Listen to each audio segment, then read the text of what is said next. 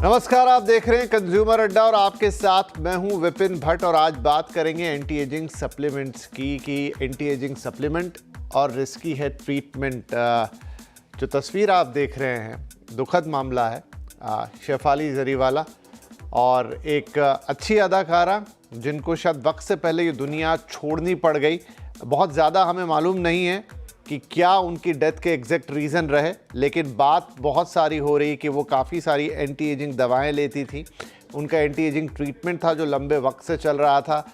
उनका blood pressure low हो गया, वो दिन भर से फास्टिंग पर थी। बहुत सारी थ्योरीज है जो बाज़ार में। हालांकि मैं फिर कह रहा हूँ कार्यक्रम की शुरुआत में कि हम ऐसी कोई बात या दावा नहीं करते कि किस वजह से उनकी डेथ हुई, क्योंकि ये रिपोर्ट्स आने अभी बाकी हैं। लेकिन इनकी बेवक्त मौत ने ये सवाल ज़रूर उठा दिया कि क्या एंटी एजिंग सप्लीमेंट्स हैं या एंटी एजिंग दवाएं हैं वो सेफ़ नहीं हैं। तो आज हम बेसिकली बात उसी पे करने जा रहे हैं और मैं आपको बता देता हूं कि हुआ क्या है एग्जैक्टली। तो शेफाली की जो डेथ हुई है उसने एंटी एजिंग सप्लीमेंट्स पर सवाल उठाए हैं। बड़े बहस आपको टीवी, सोशल मीडिया सब जगह देखने को मिल रही है। इनफैक्ट कई लोगों का कहना है कि उस वजह से ही इनकी डेथ हुई है, लेकिन कितना सही कितना गलत हम नहीं जानते। ग्लूटाथियोन ये एक दवा है जो शेफाली भी ले रही थी और कई सारे लोग लेते हैं एंटी एजिंग के लिए। बेसिकली आगे बताते हैं आपको ग्लूटाथियोन होती क्या है। इस दवा पे बहुत बहस छिड़ गई है।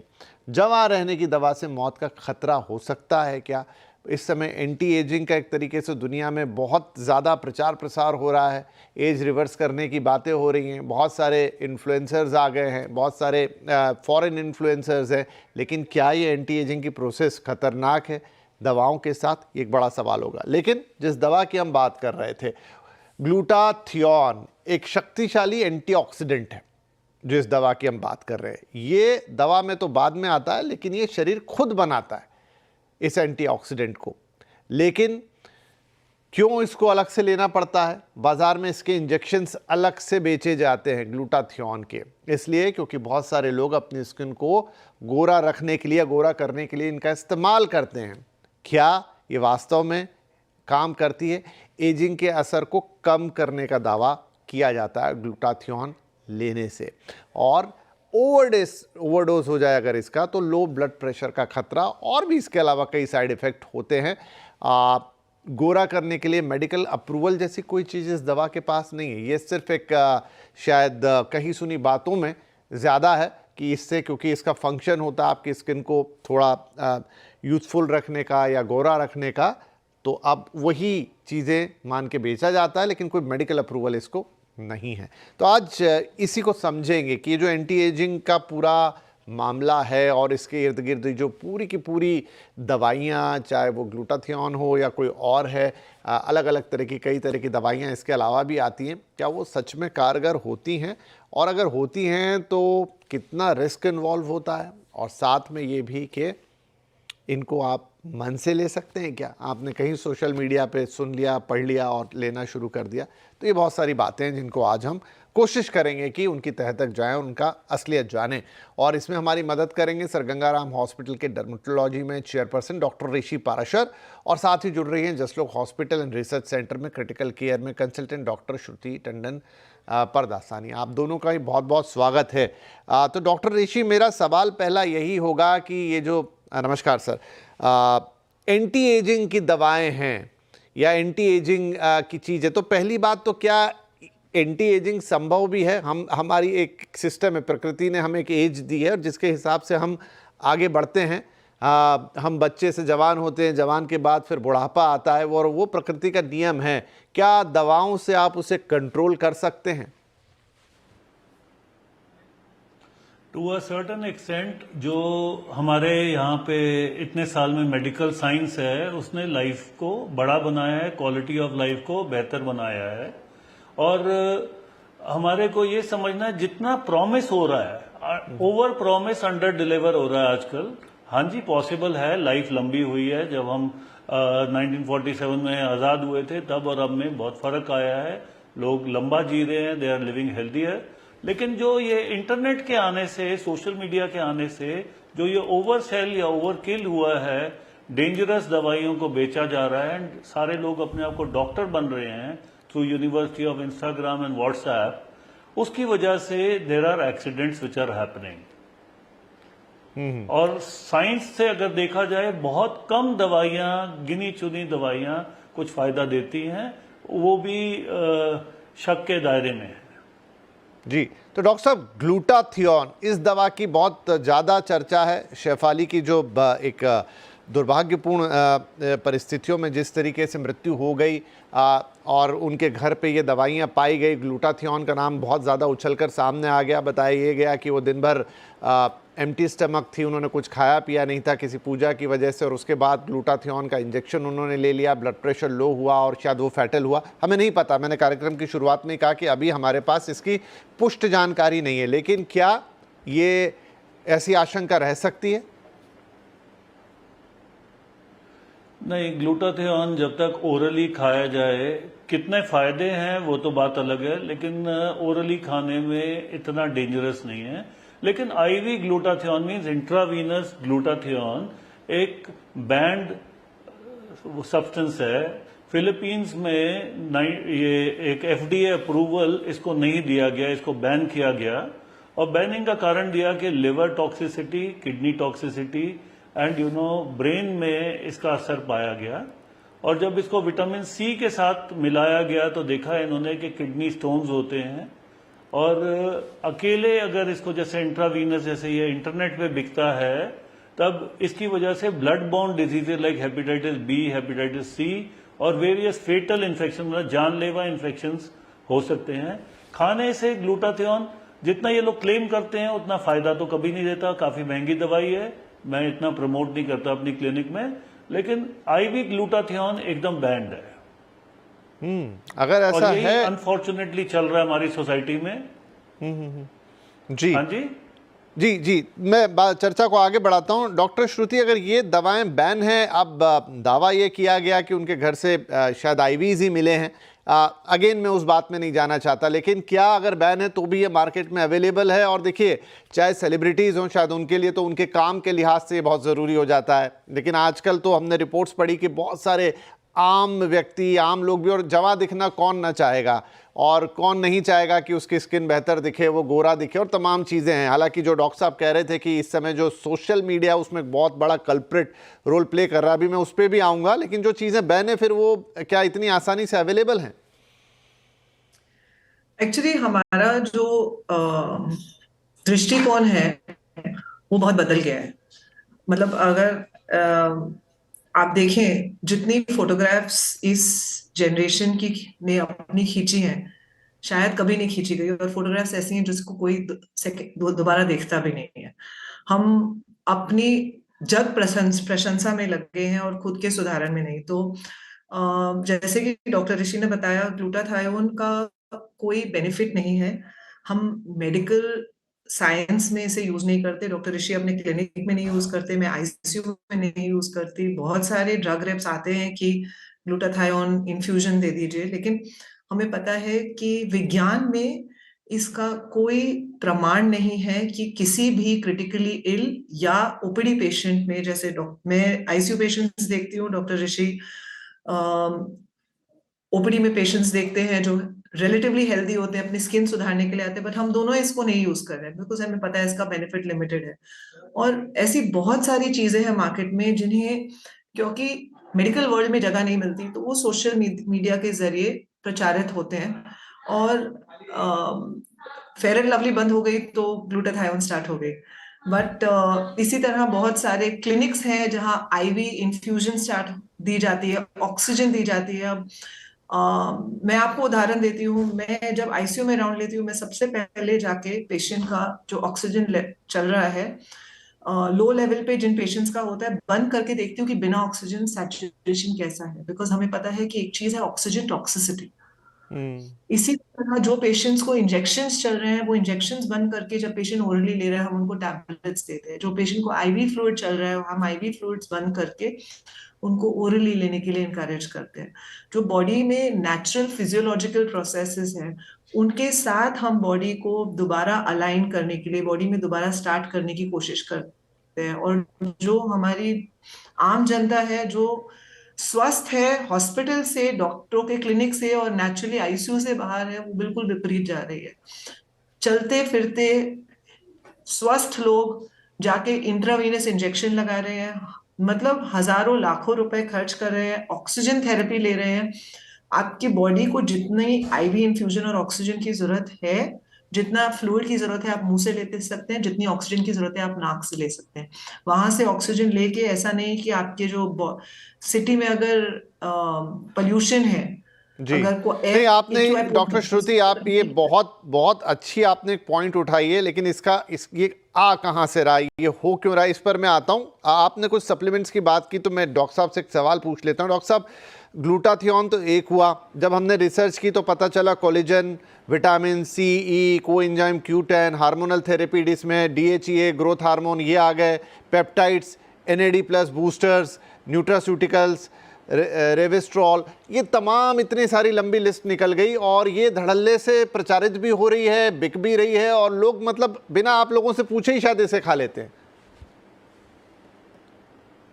मजे की बात यह है नहीं doctor ji, doctor Rishi university of ji, ये यूनिवर्सिटी ऑफ व्हाट्सएप चल रही है जी। ओवर कॉन्फिडेंस और अंडर क्वालिफिकेशन से सिर्फ सड़क पे लोग मरे हुए ही मिलेंगे। मैं ये बोलता हूं अपनी क्लिनिक में कि आईवी देना इंजेक्शन किसी को, वैसे ही जो ढंग की दवाइयां भी है तभी भी खतरनाक है, क्योंकि सीधा आपके सिस्टम में जा रहा है। अगर कंटेमिनेटेड है और सेकंड डिग्री का है जिसके ऊपर लाइसेंसिंग नहीं है, यह जानलेवा बन सकता है। दूसरी चीज, विटामिन सी अगर किसी को दे दो, एक चीज होती है G6PD डेफिशिएंसी, वो पेशेंट सीधा किडनी फेलियर के लिए डायलिसिस पे जा सकता है। अब इससे बड़ा डिजास्टर हो सकता है। मैं लोगों को यही समझा रहा हूं कि आप हेल्दी हैं, आप ये वाली चीज ड्रिप क्यों ले रहे हैं। तो वो इन्फ्लुएंसर एक चीज आई है हमारे बीच में, एक नया डॉक्टर आया है जिसकी क्वालिफिकेशन हमें नहीं पता। जब भी हम पूछते हैं तो बिल्कुल जीरो, बिल्कुल शून्य, कोई पढ़ाई लिखाई नहीं की, अपने आप को सेल्फ स्टाइल्ड एक्सपर्ट बोलते हैं। वो बोलते हैं हमारी सोशल मीडिया पे इतनी प्रेजेंस है। अब हमें डॉक्टर होके हमें ये चीज से डील करना पड़ता है कि किसी के 2 मिलियन फॉलोअर्स हैं और हमारे 2000 हैं। अब ये एक चीज अभी आएगा कि हमें इनके साथ डील करना पड़ेगा। तो माइट इज राइट, इंटरनेट पे जितने लोगों को जितने व्यूज मिले, और लोगों में एक किस्म का अजीब सा कॉन्फिडेंस आ गया है कि मैंने इंटरनेट से पढ़ा है, ये तो ठीक होती है दवाई। चाहे बचपन में हमने आर्ट्स सब्जेक्ट लिया है, कॉमर्स लिया है या नॉन साइंस लिया है, लेकिन पूरी तरह से सोशल मीडिया हावी है एंड एनकरेज किया जा रहा है एक तरीके से कि डॉक्टर अगर बोले कि इसके ऊपर साइंटिफिक पेपर नहीं है तो उस पे डॉक्टर पे कम विश्वास है और बाकियों पे नहीं। आपने एक बहुत बड़ा एक दुखती रग जो है डॉक्टर ऋषि आपने छेड़ी है, बात बिल्कुल सही है। इनफैक्ट डॉक्टर श्रुति, आप भी जो ये बात कह रही थी कि इस समय दिक्कत ये हो गई, जितनी भी चीज़ें हो रही है, ये एंटी एजिंग मूवमेंट और ये सब कुछ, और ये सब इंटरनेट की देन है और सोशल मीडिया की देन है। वहाँ पर एक अलग गणित चल रहा है कि जो लोग ऐसे वीडियो बनाते हैं, जो लोग ऐसी चीज़ों को प्रमोट करते हैं, उनके पीछे उसका इकोनॉमिक्स है, जहाँ पर उनको अपने लाइक्स बढ़ाने हैं, अपनी चीज़ें बढ़ानी है, उससे उनको पैसे आएंगे, और वो पूरी गणित घूम रही है जहाँ पूरा पैसा इन्वॉल्व है, लेकिन उसका खामियाजा नॉर्मल लोगों को भुगतना पड़ा। मैं ब्रायन जॉनसन साहब की बात करता हूँ, वो अमेरिका से आते हैं, बड़े बड़े पॉडकास्ट उनके हो रहे हैं, बड़े बड़े इंटरव्यू उनके चल रहे हैं, वो एंटी एजिंग पे लाखों करोड़ों रुपए खर्च कर रहे हैं, लेकिन साथ में वो 10 वीडियो भी बनाते हैं, वो इन्हीं दवाओं के नाम लेते हैं, उनको प्रमोट भी करते हैं और लोग उनको फॉलो कर रहे हैं।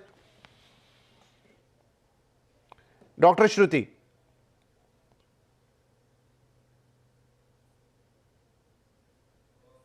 श्रुति मैम, आपसे ये सवाल था। आपका सवाल नहीं सुनाई दिया।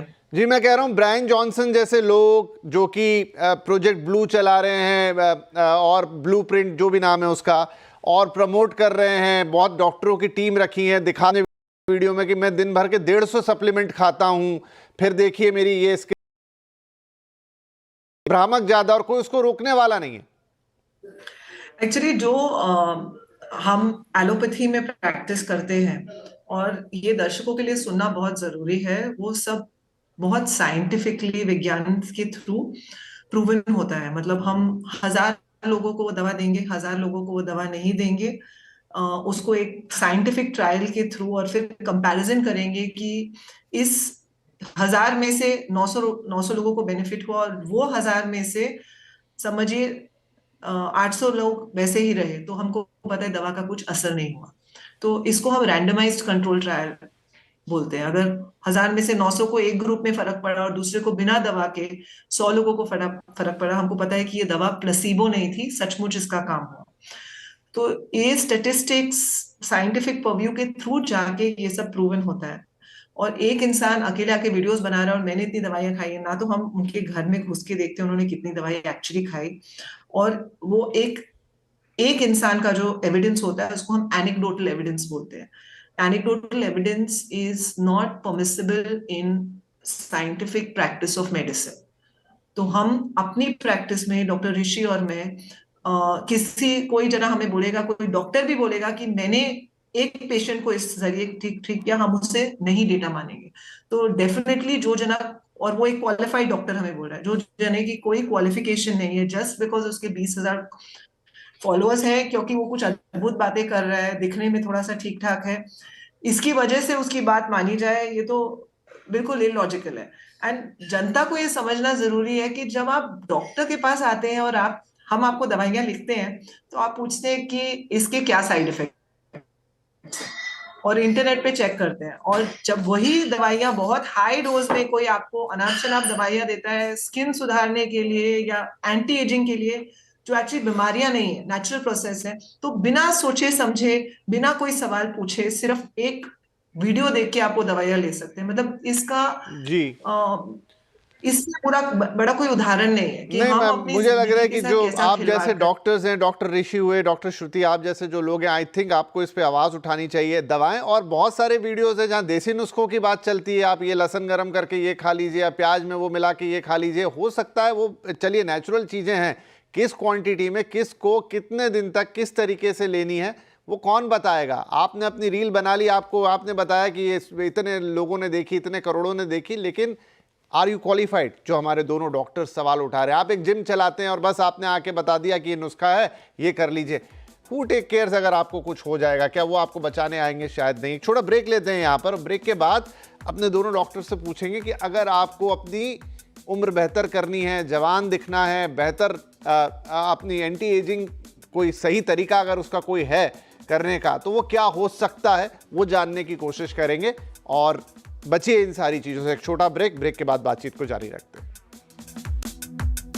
Welcome back. Anti ageing supplement कितने रिस्की हैं? अभी शेफाली जरीवाला की जो डेथ हुई, असामयिक उनका जो निधन हुआ, उसमें बहुत सारे सवाल उठ गए कि क्या वो इन दवाइयों का सेवन कर रही थी और वही उनकी असामयिक मृत्यु का कारण बना। खैर, हमने कार्यक्रम के शुरू में भी कहा कि हम ऐसा कोई दावा नहीं करते क्योंकि पूरी रिपोर्ट्स हमारे पास नहीं है, लेकिन बहुत बड़ी बहस एक छिड़ गई है इस तरह के सप्लीमेंट्स और इस दवाइयों की, उस पर हम चर्चा करें। डॉक्टर पाराशर, बहुत सारे लोगों के मन में ख्वाहिश हो सकती है कि हम यंग दिखें या हम अपने आप को थोड़ा सा, मतलब अपनी बायोलॉजिकल एज को मेंटेन करें।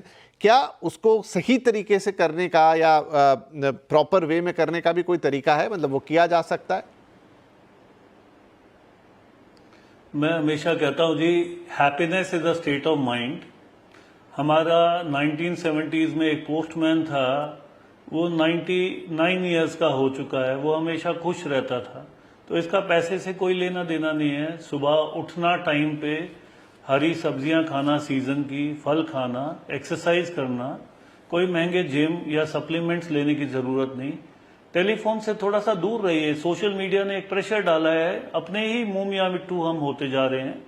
अपनी, जब तक हम 4 बार 6 बार हर मिनट में चेक ना करें हमारी पोस्ट, तब तक हमारे पे टेंशन सी आ गई है कि पता नहीं क्या हो जाएगा दुनिया को। और हर आदमी को यही हो गया है। छोटे छोटे बच्चे रात को 3-4 बजे तक जागे रहते हैं, पूरे दिन उनकी शक्ल थोड़ी सी थकी हुई लगती है। एक अच्छी नींद लेना, ठीक ठाक खाना खाना, थोड़े से पौधे देखिए, थोड़ी गार्डनिंग कीजिए, थोड़े से जानवरों के साथ रहिए, थोड़ा प्रकृति के पास रहिए। और दवाई तब लेनी है जब आपके लेवल लो है। आप ये जिम में बड़े बड़े हमारे को डब्बे मिलते हैं 5-5 किलो के, ये खाते रहते हैं मेडिसिन। कब शुरू करनी है दवाई, कब खत्म करनी है? लिवर किडनी के थ्रू जा रही है दवाई, आपके मेजर ऑर्गन्स को इफेक्ट कर सकती है। सालों साल तक लोग इंटरनेट को देख के खाते रहते हैं, उसके बाद वो सोचते हैं। एक प्रमाण देखिए 60s और 70s के हीरो हीरोइन अगर आप देखेंगे मूवी के, वो कितने फ्रेश दिखते थे, कितने हेल्दी दिखते थे कंपेयर टू आजकल जो है। एंड कुछ ना कुछ हमने गलत किया, रात को सो ही नहीं रहे, सारे लोग बैठ के अपना इंटरनेट पे बैठे हुए हैं। आई थिंक ठीक टाइम पे सोना, ठीक टाइम पे जागना और पुरानी जो हमारी संस्कृति है उस पर जाना। बिल्कुल, बहुत सुंदर सर। तो डॉक्टर ऋषि कह रहे हैं कि कुछ आपको अलग नहीं करना है जवान रहने के लिए, युवा रहने के लिए, ना कोई दवाई लेनी है, सिंपल अपने रूटीन को सही कीजिए और गलत चीज़ों को हटाइए। जो घर का खाना है फ्रेश वो खाइए। डॉक्टर श्रुति, शायद विडंबना यही कि इस समय में ऐसी जनरेशन है, ऐसे वक्त से गुजर रहे हैं जहाँ उसी जनरेशन को आपको रोकना पड़ रहा है कि भाई एडल्ट्रेटेड फूड मत खाओ, जंक फूड मत खाओ, टाइम पे सो, ज़्यादा टीवी या फ़ोन कंज्यूम मत करो, और दूसरी तरफ वही बच्चे या जो भी लोग हैं वो सप्लीमेंट्स लेके चाह रहे हैं, कोशिश कर रहे हैं कि वो यंग दिखें, जवा दिखे। तो मतलब बड़ा कंट्राडिक्शन है आपस में ही। बिल्कुल। तो आई थिंक डॉक्टर ऋषि का जवाब बहुत खूबसूरत है और हमें कुछ भी नहीं करना है। जो हम तेंदुलकर को मैच खेलते हुए देखते हैं और उसको बोलते हैं play on natural game, that's what you have to do in your life, just play on natural game. Time से सोना, इस पे जितना भी हम स्ट्रेस दें कम है। It can never be over emphasised how important it is कि हम सुबह क्या एक समय है 4:30 से 5:30 बजे और रात को 10 से 11 के बीच, ये दोनों टाइम हमारी स्लीप के लिए बहुत वाइटल होता है। इन दोनों टाइम में आपका सोना बहुत जरूरी है। उस समय अगर आप जाग रहे हैं, आपको वेट गेन भी होगा, एजिंग भी होगी, and this is a scientifically proven fact.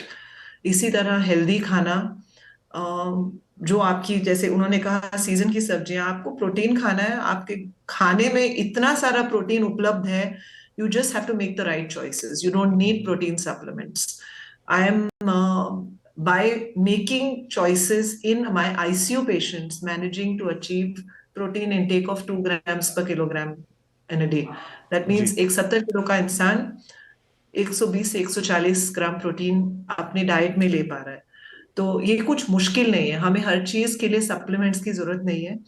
भगवान ने सप्लीमेंट्स नहीं बनाए, जो भगवान ने बनाया उसका सेवन करिए। बहुत ही सुंदर बात आपने भी कही doctor Shruti. And I think जो भी दर्शक यहाँ देख रहे होंगे, ये क्लैरिटी आई होगी उनके दिमाग में कि देखिए ये एंटी एजिंग और ये तमाम चीज़ें, ये बहुत ज़्यादा सोशल मीडिया का एक शगुफा है। उसके अपने आर्थिक कारण हैं जो मैंने आपको बताया, वहाँ लोगों के अपने लालच हैं, उनका धंधा है, उनकी चीज़ें हैं। तो वहाँ पर मत, वहाँ की किसी चीज़ को, फ्री की चीज़ें हैं सारी, फ्री की चीज़ें कितनी घातक हो सकती हैं उसको समझिए, उसको जानिए। सिर्फ बातों में इन्फ्लुएंसर्स और ये तमाम चीज़ें मत आइए, कम से कम जो अनक्वालिफाइड है उनमें तो मत ही आइए। बहुत सारे डॉक्टर्स भी आजकल हैं, वो एक अलग चर्चा का विषय है जो आते हैं, लेकिन जैसा डॉक्टर साहब कह रहे थे कि ये भी आते हैं पर 2000 फॉलोअर्स हैं, शायद उतने लोगों तक नहीं पहुंच पाते हूं। तो हम आप तक वो लेकर आते हैं। इस कार्यक्रम को भी हम भी सोशल मीडिया पर डालेंगे। तो डॉक्टर श्रुति हैं, डॉक्टर ऋषि हैं, इन जैसे डॉक्टर्स की बात को सुनिए, समझिए। अगर आपको कुछ सप्लीमेंट लेने भी हैं, आपको जवान दिखना भी, पहले इनसे कंसल्ट करें या किसी भी डॉक्टर से कंसल्ट करें, फिर कोई सप्लीमेंट या दवाई खाएं। और नेचुरल तरीका क्या है हमेशा जवान और तंदुरुस्त रहने का, वो बहुत ही सिंपल है, जो हमारे दोनों डॉक्टर्स ने बता दिया। बहुत बहुत धन्यवाद डॉक्टर ऋषि, डॉक्टर श्रुति, आपका भी। और आज इत्तेफाक भी है कि आज नेशनल डॉक्टर्स डे है, तो आप दोनों को बहुत बहुत प्रणाम और शुभकामनाएं उसकी भी। और आप आज के दिन हमारे कार्यक्रम पे पधारे, बहुत बहुत धन्यवाद सर और मैम, थैंक यू। धन्यवाद।